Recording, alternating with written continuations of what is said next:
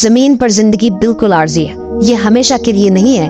اصل میں ہم یہاں صرف امتحان کے لیے آئے ہیں۔ یہ دنیا امتحان گاہ ہے۔ اس بات کا ثبوت یہ ہے کہ ہم میں سے کسی کے پاس وہ سب کچھ نہیں ہے جو ہم چاہتے ہیں، بلکہ ہمیں صرف وہی ملتا ہے جو اللہ نے ہمارے لیے پسند فرمایا ہے۔ اللہ ہمیں مختلف طریقوں سے آزماتا ہے، کبھی صحت کے معاملات میں، کبھی مالی مشکلات میں، اور کبھی خاندانی مسائل میں۔ ہر بار آزمائش مختلف ہوتی ہے، چیزیں ہمیشہ ہماری مرضی کے مطابق نہیں ہوتی، کیونکہ اللہ ہمیں یہ سمجھانا چاہتے ہیں کہ یہ سب کچھ ایک آزمائش ہے۔ وہ دیکھنا چاہتے ہیں کہ ہم ان حالات میں کیسا رد عمل دیتے ہیں۔ کیا یہ آزمائشیں ہمیں اللہ کے قریب لے آئیں گی؟ کیا ہم سمجھیں گے کہ یہ دنیا اور اس کی مشکلات سب عارضی ہیں؟ ہم نے دیکھا ہے کہ جو لوگ آج بہت اداس ہیں، کسی اچھی خبر کے ملنے پر وہ فوراً دنیا کے سب سے خوشحال انسان بن جاتے ہیں، اور کبھی کبھار اس کے برعکس بھی ہوتا ہے۔ ہم نے یہ سب کچھ ہوتے ہوئے دیکھا ہے۔ یہ سب اللہ کی طرف سے ہے۔ وہی آپ کو خوشخبری دیتا ہے اور آپ کو بے حد خوش کرتا ہے، اور وہی آپ کو ایسی آزمائش میں ڈال سکتا ہے کہ آپ کو لگتا ہے کہ سب کچھ ختم ہو گیا ہے۔ یہ اللہ کا منصوبہ ہے۔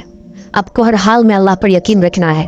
جب آپ اداس ہوں تو پہلا سوال جو آپ کو خود سے پوچھنا چاہیے وہ یہ ہے کہ میرا اللہ سے تعلق کیسا ہے؟ یہ رشتہ بنیادی طور پر آپ کی نماز سے جڑا ہوا ہے۔ کیا آپ شوق اور محبت سے نماز پڑھتے ہیں؟ یہاں میں صرف باقاعدگی کی بات نہیں کر رہا کیونکہ نماز پڑھنا فرض ہے، بلکہ میں یہ پوچھ رہا ہوں کہ کیا آپ نماز کا انتظار کرتے ہیں؟ کیا آپ کو احساس ہے کہ جب آپ نماز پڑھ رہے ہیں تو آپ کس سے مخاطب ہیں؟ جب آپ 5 وقت کی نماز ادا کرتے ہیں تو ایک لمحے کے لیے رک کر سوچیں کہ آپ کیا کر رہے ہیں۔ یہ سوچ آپ کی اداسی کو ختم کر دے گی، بس یہ سمجھنے سے کہ آپ اپنا سر اللہ کے سامنے چکا رہے ہیں۔ وہی اللہ جس نے آپ کو پیدا کیا، جو آپ کی خوشی کا مالک ہے۔ ایک دن میری بھی آنکھیں بند ہو جائیں گی جیسے اور لوگوں کی ہو چکی ہیں، اور اس وقت میں بھی اسی اللہ کے پاس واپس جاؤں گا جس کے لیے میں نے ابھی سجدہ کیا ہے۔ یہ ایک بہت طاقتور احساس ہے۔ اگر میں اس پر غور کروں تو یہ احساس اکیلا ہی میری اداسی کو ختم کرنے میں مدد کر سکتا ہے، کیونکہ چاہے زندگی میں ہر چیز آپ کی مرضی کے خلاف ہو رہی ہو، آپ کو یقین ہوتا ہے کہ سب کچھ اللہ کے منصوبے کے مطابق ہو رہا ہے۔ کوئی اور آپ کی زندگی کا منصوبہ نہیں بناتا، سب کچھ اللہ کے ہاتھ میں ہے۔ تو پھر آپ خوشی سے کہہ سکتے ہیں، یا اللہ اگر یہ آپ کا منصوبہ ہے تو اسے میرے لیے آسان بنا دے۔ ہم اللہ کے فیصلے کے خلاف نہیں جا سکتے، لیکن ہم اس سے دعا کر سکتے ہیں۔ حتیٰ کہ رسول اللہ کو بھی فرمایا گیا کہ آپ غم نہ کریں۔ میں آپ کو ایک آیت کا حصہ سناتا ہوں۔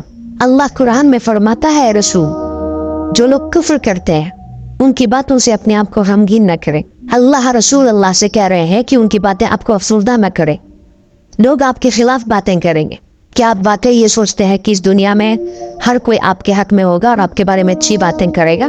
اگر وہ رسول اللہ کے بارے میں بدترین باتیں کہہ سکتے ہیں تو پھر ہم اور آپ کس حیثیت میں ہیں؟ اللہ کہتا ہے کہ ان باتوں کی وجہ سے پریشان نہ ہو، دل چھوٹا نہ کریں۔ اللہ نے رسول اللہ کے دل کی کیفیت کا ذکر کیا جب کفار نے نہ صرف اسلام کو قبول کرنے سے انکار کیا بلکہ جھوٹ اور افواہیں بھی پھیلائی۔ اللہ فرماتا ہے، ہم جانتے ہیں کہ ان کی باتیں آپ کو دکھی کرتی ہیں، لیکن ہم آپ کو تسلی دینا چاہتے ہیں کہ وہ آپ کو جھوٹا نہیں سمجھتے۔ وہ جانتے ہیں کہ آپ سچے ہیں اور اللہ کے نبی ہیں، لیکن ان کے دل میں تکبر ہے۔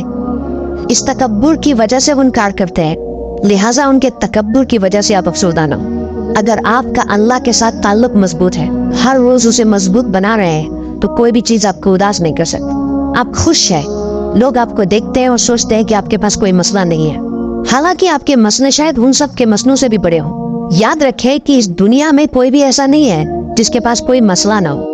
فرق بس یہ ہے کہ وہ اسے کس طرح سنبھال رہے ہیں اور مقابلہ کر رہے ہیں۔ آپ سمجھتے ہیں کہ آپ کے مسئلے بڑے ہیں؟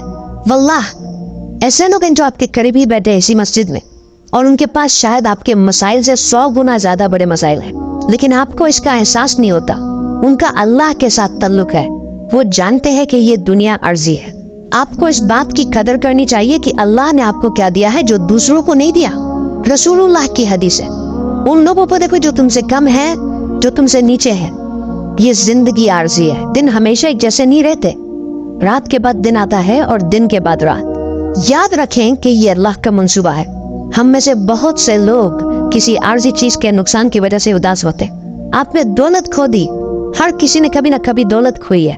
یہاں موجود کوئی بھی شخص ایسا نہیں ہے جس نے کسی نقصان کا سامنا نہ کیا ہو۔ ہر کسی نے نقصان برداشت کیا ہے اور ہر کسی نے اس کا مختلف طریقے سے سامنا کیا ہے۔ اللہ آپ کو آپ کے ایمان کے مطابق آزماتا ہے۔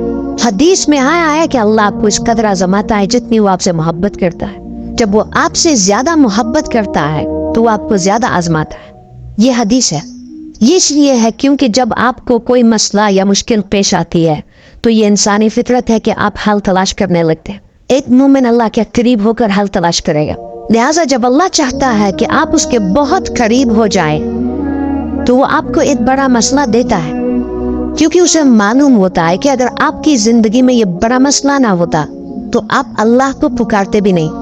اسی لیے اللہ فرماتا ہے کہ ان لوگوں کے بارے میں سوچو جن کے پاس کم ہے، تاکہ آپ کو اس چیز کی قدر ہو جو آپ کے پاس ہے۔ غم نہ کریں، یہ دن مستقل نہیں ہے، یہ عارضی ہے۔ پریشان ہونے کا واحد وقت وہ ہے جب آپ اللہ سے دور ہو جائیں۔ بہت سے لوگ اسی وجہ سے اداس ہوتے ہیں اور ڈپریشن کا شکار ہو جاتے ہیں، کیونکہ ان کی زندگی گناہوں سے بھری ہوتی ہے۔ جب آپ اللہ سے دور ہوتے ہیں تو اداسی کسے نہ ہوگی۔ اگر آپ پریشانیوں سے لڑنا چاہتے ہیں تو اللہ کی طرف واپس آ جائیں۔ آؤ، اللہ تمہارا انتظار کر رہا ہے۔ اللہ بہت خوش ہوتا ہے جب تم اللہ کی طرف رجوع کرتے ہو، اور اگر اللہ خوش ہے تو وہ ضرور تمہیں خوش کرے گا۔ جب ابو بکر صدیق رسول اللہ کے ساتھ غار میں تھے اور وہ کچھ افسردہ تھے تو رسول اللہ نے ان آیات کی تلاوت کی جو ان پر نازل ہوئی تھی، جن میں سے ایک حصہ یہ تھا کہ غمگین نہ ہو، اللہ ہمارے ساتھ ہے۔ جب آپ کو یقین ہو کہ اللہ آپ کے ساتھ ہے تو آپ کیسے غمگین ہو سکتے ہیں؟ جب آپ کو یقین ہو کہ اللہ ہمیشہ آپ کے ساتھ ہے تو آپ کیسے دل گرفتار ہو سکتے ہیں؟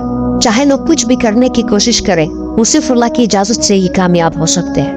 اسی لیے میں ایک تابتور حدیث کے ساتھ ختم کرنا چاہتا ہوں جو ہمیں ہمیشہ دل میں بہت سکون دیتی ہے۔ رسول اللہ نے فرمایا ایک مومن کا معاملہ بھی عجیب ہے، کیونکہ جو بھی ہو وہ اس کے لیے بہتر ہی ہوتا ہے۔ اگر کوئی اچھا واقعہ ہوتا ہے تو مومن شکر کرتا ہے اور یہ اس کے حق میں بہتر ہوتا ہے۔ اگر کوئی بری چیز ہوتی ہے تو وہ صبر کرتا ہے اور اس کا صبر بھی اس کے لیے بہتر ہوتا ہے۔ اس میں آتا ہے کہ آسانیوں کے دنوں میں اللہ سے قریب ہو جاؤ، کیونکہ جب مشکل وقت آئے گا تو اللہ تمہارے بہت قریب ہوگا، تمہیں کوئی مشکل محسوس نہیں ہوگی اور تم آگے بڑھتے رہو گے۔ جب مومن کو کوئی تکلیف یا مسئلہ درپیش ہوتا ہے تو وہ صبر کرتا ہے، وہ جانتا ہے کہ اللہ کے ہاں اس کا بدلہ ہے اور اسی لیے وہ اس تکلیف کو بھی بہتر سمجھتا ہے۔ ایک سچا مومن ہمیشہ اللہ کے قریب رہنے کے طریقے سیکھتا ہے، جس سے اس کے تمام غم اور مشکلات دور ہو جاتے ہیں۔